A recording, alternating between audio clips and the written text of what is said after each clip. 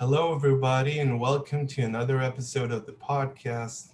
I have with me a very special guest, a poetess and an educator who goes by the name of Kirsty Taylor.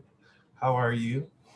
I'm good. Thank you for asking. I'm good actually. I've had a nice morning so far. I woke up, had some coffee, did a little bit of reading. Yeah, it's been a really pleasant, peaceful morning. So yeah, I'm good. Thanks. How about you? Yeah, How are you? I'm good. I want to thank you so much for appearing on my podcast that you accepted to appear. Um, we're trying to talk about a little bit about mental health and Mm-hmm. poetry, Mm-hmm. which goes together quite nicely, I think. It is Yeah. befitting, shall we say, to put those two things together because the line is very blurred between Mm-hmm. mental health and psychotic breakdowns and poetry Yeah. because tho- those worlds are uh, collaborate and they are intersecting in a lot of different points. But Mm-hmm. can you introduce yourself a little bit and then we'll start the conversation and the subject? Sure. So I'm Kirsty Taylor, like you said, and been writing poetry for about 3 years now. A lot of my poetry does actually center around mental health a little bit, and just like it's a way that I deal with my own mental health and my own thoughts. And yeah, I have a poetry account called Observe, Absorb, Write. It's a bit of a tongue twister. And Yeah. I have my first poetry collection coming out in September called Turbulent 20s. So yeah, that's a little bit about me. Yeah, that's a great name because you have to have some kind of memorable name, some kind of hook that is going Yeah. to hook and sink, that people will be drawn to.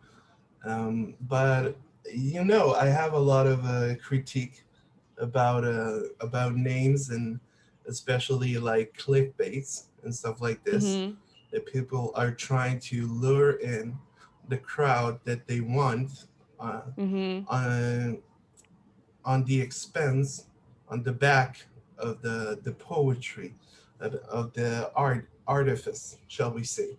So can you speak a little bit about your experience or your titular years, shall we say? Yeah, sure. Like, am I what my 20s so far? Is that what you mean? Just to clarify. Just just some events that are meaningful to you, Okay. that were impactful hmm to you, and that start you on this course of writing poetry, of being an Sure. editor. Got you. Yeah. Got you. Got you. Sure. Probably one of the biggest events that happened in my life that I've written about a lot was a period of grief, which is something I'm probably still going through. My great aunt passed away actually Mhm. in 2019, so not long after I started writing, actually, and has been kind of a massive source, I suppose, in a way of inspiration, which is probably not the right word, but we were very close. I mean, people probably don't always expect that because it's a great aunt, which is on the family tree, Yeah. doesn't always make sense. But my mom's side of the family is very small. She's an only child. Her parents, one of them passed away before I was born, and the other one passed away when I was 8.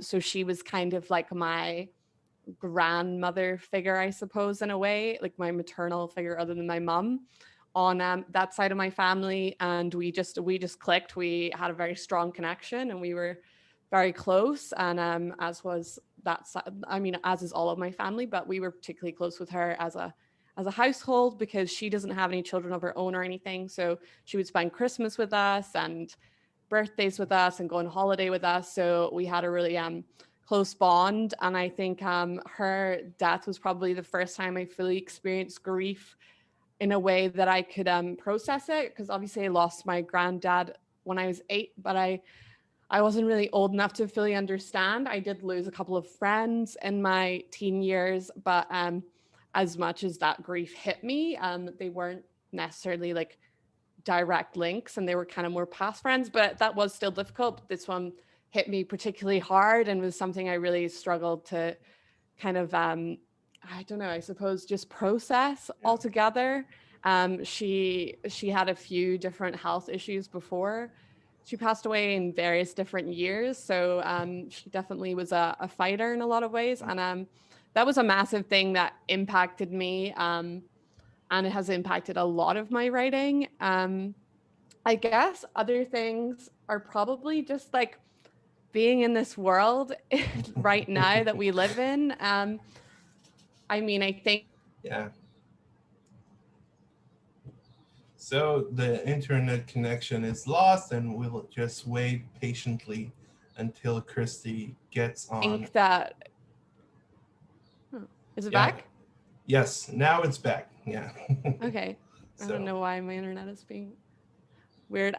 Yeah, I would say that going through your 20s, I mean, I think that this experience has been difficult no matter what age you are, but this is very much like an age where you should be socializing and there's a lot you should be doing. And Yeah. that's definitely had like a profound impact in some ways on me of like, well, I'm supposed to be socializing and doing all these things, but I can't even leave my house. I think it's impacted everyone in a lot of ways. And the other thing I would say that's had a massive impact on my generation, we were the first generation to experience, I suppose, the social media age, but we experienced it in our teens for the first time, and nobody had experienced it before us at that young of an age. Because if you were younger than your teens, you weren't really on it. And if you were older, you were an adult. And I think it did impact people who were in their 20s and stuff, but I think it had a massive impact on the mental health of my generation because all of a sudden we were experiencing our teen years, which are very difficult years, I think anyone can attest for, to try and figure out who you are, something you don't necessarily ever fully work out. But instead of doing it just in front of your own high school, you were doing it in front of the whole world. There was no real research done into the world of the internet and the world of social media and the dangers involved in the internet and the dangers involved in social media and how social media can impact you so negatively. And it can be a positive tool as well. I want to add, like, it's not all negative, but I think we were going in and there was no kind of restraints on it necessarily from our parents because they didn't know that it was a bad thing. Like nobody really knew what we were getting ourselves into. So I think that that has had a very profound impact where you Mhm. kind of become almost too self-aware a lot of the time in our teen years. And it's been something I've had to like kind of undo over the years. And the addiction to social media has probably become like, is definitely a thing that exists in our Yeah. generation a lot more than others. Just because I think it's a world that nobody knew anything about and it was new and exciting. And then all of a sudden, all these things were happening that shouldn't have been happening, but nobody knew what this world would give. So those are probably my main things that have Hmm. had a profound impact on me. I'm sure there's more, but that's all I can think of. Yeah. That's a great introduction to our discussion. And Amazing. I think, yeah, I hope so. So, uh, we have to talk about a lot of topics. It Mm-hmm. seems like, but we can start at we can start at technology. Let's say Yeah, sure. the the cheaping axe, Mm-hmm. the tree chopping axe or whatever, is a tool as much as the internet is a tool of humanity, of human Mm-hmm. beings. Um, Nobody will attest differently, but the scale is a lot larger, shall we say. Mm-hmm. From the time that the man has found, I don't know, and the inspiration to explore the world and to understand the natural world, he developed different kinds of tools for different kinds of tasks and Yeah. goals. But today it seems it has been flipped. Now the goal becomes the tool. The goal is the internet, but no, it's actually the tool. If you're talking about like monetary gain or Mm-hmm. professional advancement in your career, in through via the internet, then you're Yeah. talking about a tool. But now it seems that the internet is a goal because the real world is being abandoned left and right. Yeah. Now, Yeah. now we're just moving through Zoom, through time, and it doesn't seem to stop Yeah. because all social distancing, being crowded in one place, all of that is belongs to the past, and now we're a new frightening future. So, can you please talk a little bit, if you can, about how humanity should regain its individual independence from the internet and its influence? How do you think that Sure. one should go about it in a healthy Mm-hmm. way? Sure. I think the first thing is to not write off the internet completely, but just kind of distance yourself from it, whether that is like spending less time online, less time on your phone. I think one thing for me that is really important is to try not to check my phone like first thing when I wake up, to try and give myself some time rather than be like straight away on your phone first thing in the morning. And the same at night. I think you really need to have that time away. Also, as something that has always bothered me and is something luckily that none of my friends really do, is whenever you're with someone in person, you shouldn't, unless it like if somebody phones you and it's important, pick it up, absolutely, but you shouldn't really be Yeah. So we'll get back to you after these messages. Okay. So just checking. yeah, we're back. We're back. Okay. So yeah, I think you just need to kind of distance yourself from your screen and start seeing things through your own eyes. I think a lot of that actually comes down to, I mean, I think photography is an incredible art and an incredible tool.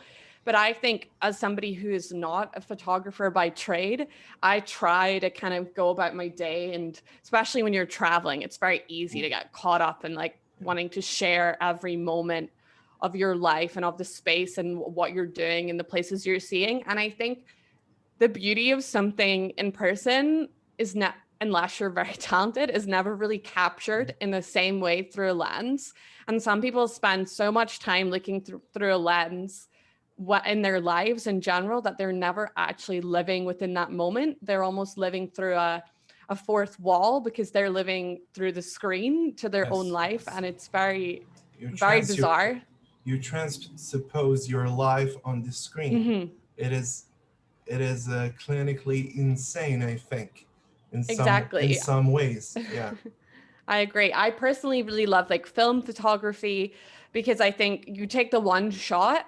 Did you get it? Did you not? You don't know, but it's done and then you move on. Like I would limit myself almost to one photograph. So then you can enjoy the moment that you're existing in. I think there is, of course, a space for digital photography, especially like for keeping memories. But I think if all you do is do that, you never live in the moment.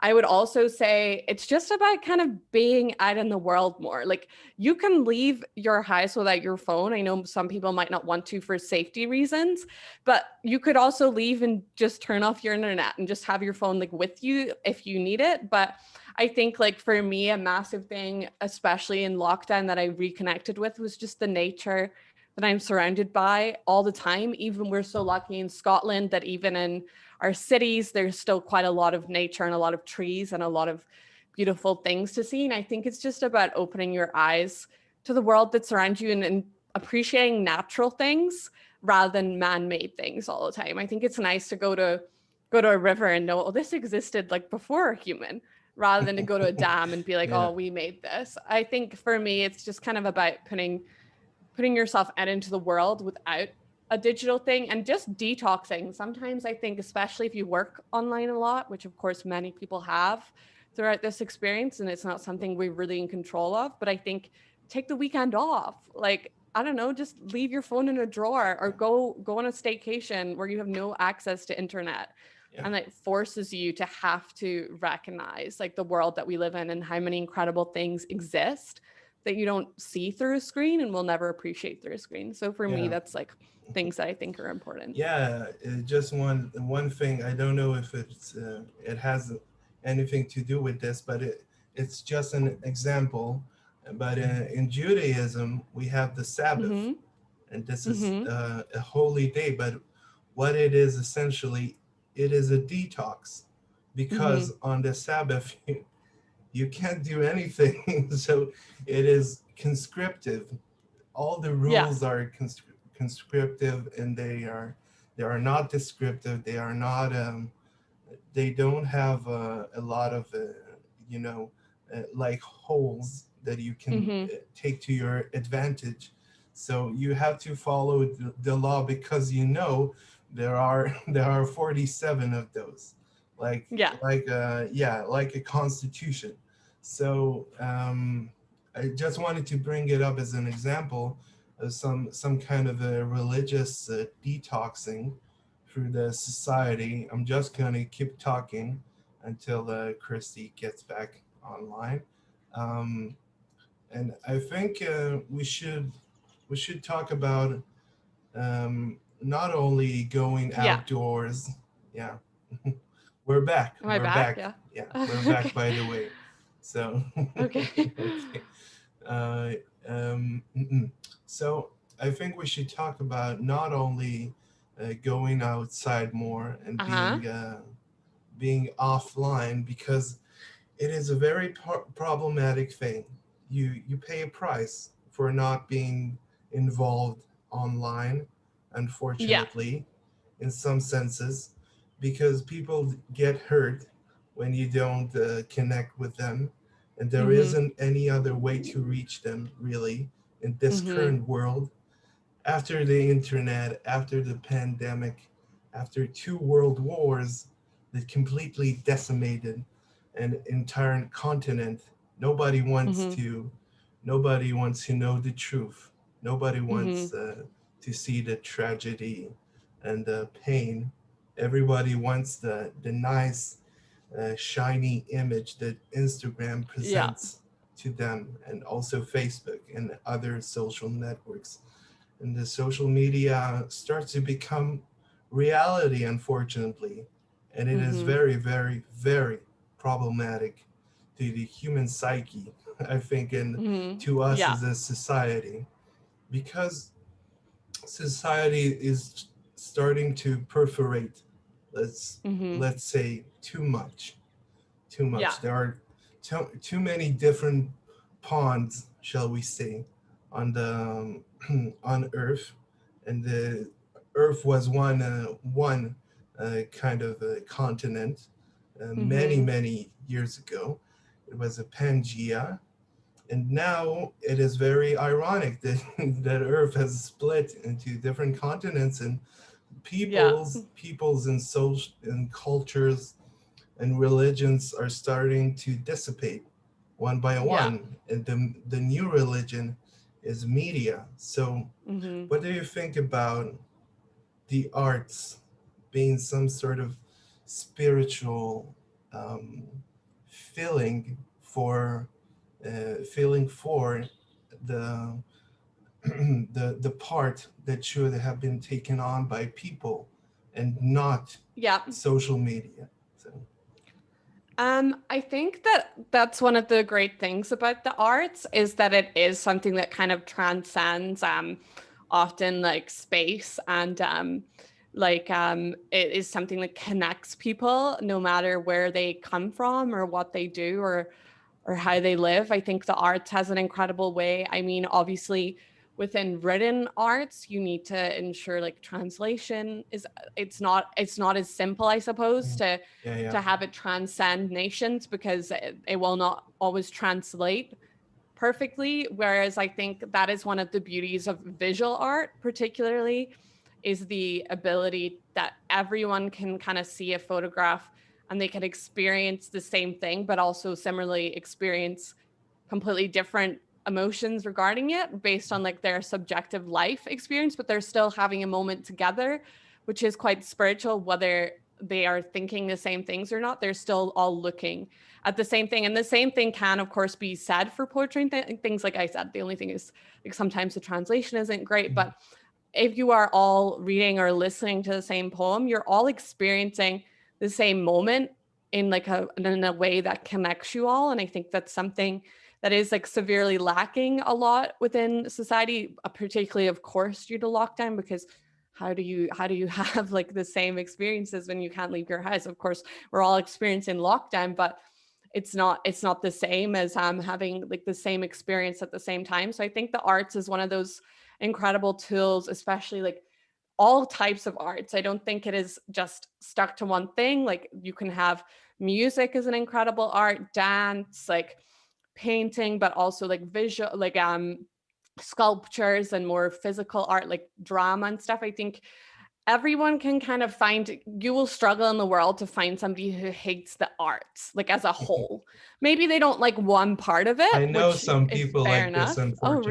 really? Yeah, there I are think people. like it's I think it's quite uncommon though to hate the arts as an entirety. I think like it's more likely you dislike maybe a particular author or a particular book, or you're not big on reading, but there's so many other options within the arts. And I sometimes think though that a hatred towards the arts is it's more of like a kind of standing out from the crowd thing rather than like an actual thing. Like I think it's more like they've decided that's like part of their personality rather than it actually being something they just haven't taken the time I just to want, find. sorry to No, you're fine. interrupt you.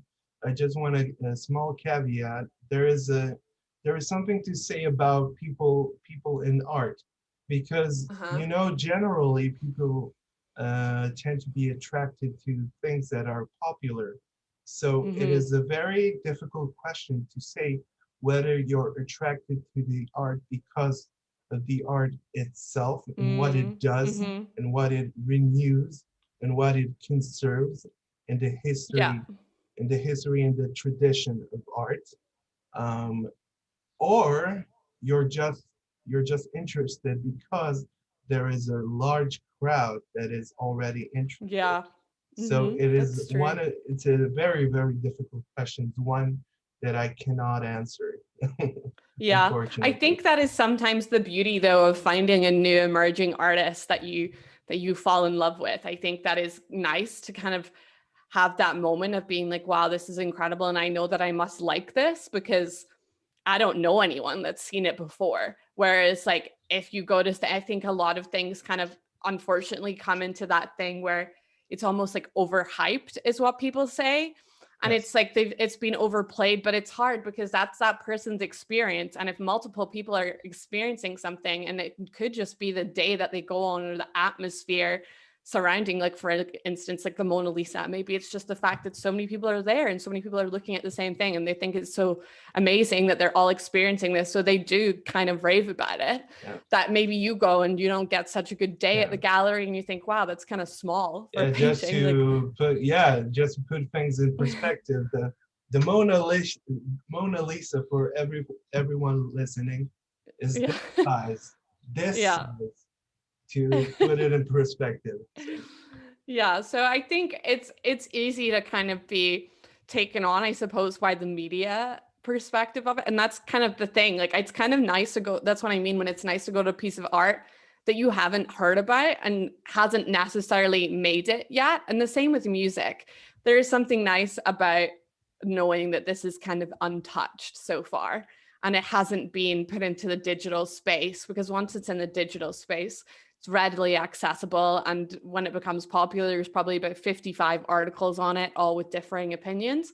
And it's impossible not to be impacted by what you see and what you read. We're humans, and that's how our nature works. It's how it'll always work. No human will ever be unbiased. It's not possible for us to be unbiased creatures, which, because I always hate when people say, oh, we need like an unbiased referee or something. Like they're yeah, like, yes, they're less biased than someone else, but that's a bowl of BS, shall we say? yeah, like they may be less biased than someone else, but they will never be fully unbiased. It's not possible within human nature. So I do think it is a hard one. Like I think but I do think art does have a way of transcending itself and just connecting people Yeah. in a way that wouldn't necessarily connect otherwise. Like meeting people at galleries that perhaps you would never talk to on the street it's a cool way Yeah. to get to know like-minded people where maybe you wouldn't consider them someone that you would talk to necessarily if you were in class together. So I think Yes. it's a nice way to connect. Yeah. I think, in my opinion, thank you for sharing your No, of opinion course. and constructing such a nice, logical thinking and expressing it beautifully. I think that art should do two things. I think Mm-hmm. the artist should, when it in terms of the crowd, the people, the consumers, shall we say, the art should strive to excite people Mm-hmm. at the moment, at the millisecond they encounter it. Yeah. The other thing that art should strive to do, the artist should strive to do with his art, is Mm-hmm. to break down the boundaries and the suspicions and the stigmatization that people bring with them to Mm-hmm. when they look at the art. He should be Mm. more accessible. It should be you should be transposed inside of the Mm-hmm. work of art. You should see yourself as a part of it, and Yeah. someone that and the art is someone that the art speaks directly to, and not some kind of observer from the sides, shall we say. Um, so I think it's a good point to stop here and hear Mm-hmm. one of your poems. If Sure. I I actually have a poem that kind of fits the topic quite well from Turbulent 20s. So I wrote this poem called Vicarious Living, and I think mm, it kind of speaks for itself. I wrote it during one of the three, I think, so far lockdowns that's happened here in Scotland. it's, So I'll just read it. And I should yeah, mention it was originally published in Delicate Rebellion, issue number mm, 3, which is a magazine here in Edinburgh. So mm, nice. Vicarious Living. 65 minutes, 3,900 seconds, scrolling, switching, surfing, watching snapshots to ignore thoughts until all you see are dots. 128 minutes, 7,680 seconds, staring, staying, sitting, fleeting, fraying, fitting. 1,247 minutes, 74,820 seconds. Groundhog Day. Which character shall I portray? A vicarious life on display. So yeah, that's Yes. the poem. Thank you. Yeah. Wonderful, wonderful. As the phonetic tonality all lined up, and Yeah. you like the tongue twisters very, very Yeah. much. I do. So I enjoy. I think I enjoyed it so much. Our little talk about mental health, poetry, and the new new regime that is called Google, Amazon, and Apple, and others. Yeah, other great, I don't know, our great leaders, shall we say. Um, and I think we have a great, we have an open door to many, many discussions, I think, Yeah, for sure. further on. So I Yeah, want to thank you definitely. so much, Kirsty, for being on my show. And I want to thank you for watching, and we'll see you on the next episode. Thank you. Bye. Bye.